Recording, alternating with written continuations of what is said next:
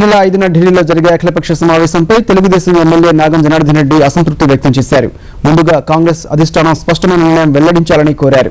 రేపు జరిగే ఉస్మానియా విద్యార్థుల గర్జనకు పూర్తి మద్దతు తెలుపుతున్నట్లు ఆయన ప్రకటించారు. సభకు అనుమతి కోసం ముఖ్యమంత్రికి మరోమారు కలుస్తామన్నారు.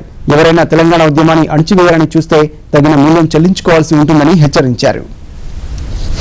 10 జిల్లా లోపల ఉండేటువంటి తెలుగుదేశం పార్టీ నాయకత్వానికి అందరికి కూడా విజ్ఞప్తి చేసినాం.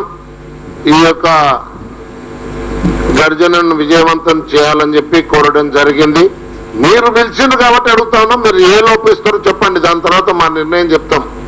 ఏదో కన్సల్టేషన్స్ పేరు మీద కాలయాపనకు తప్పిస్తే ఇంకా ఇది ఏ విధంగా ఉపయోగపడుతుందో చెప్పమని చెప్తున్నాం. పార్లమెంటు సభ్యుల్లో డివిజన్ ఉంది, అన్ని పార్టీల్లో అసెంబ్లీ సభ్యుల్లో డివిజన్ ఉంది, ప్రజల్లో పూర్తిగా డివిజన్ వచ్చింది.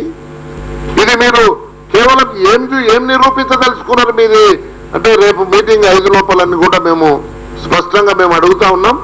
మీరు ఇలా ఏ కన్సల్టేషన్ పెట్టినా తెలంగాణ లోపల 100కి 100 వాళ్ళు జై తెలంగాణ అంటారు, తెలంగాణ కావాలంటారు, కానీ ఇంకొకటి మాత్రం కాదు.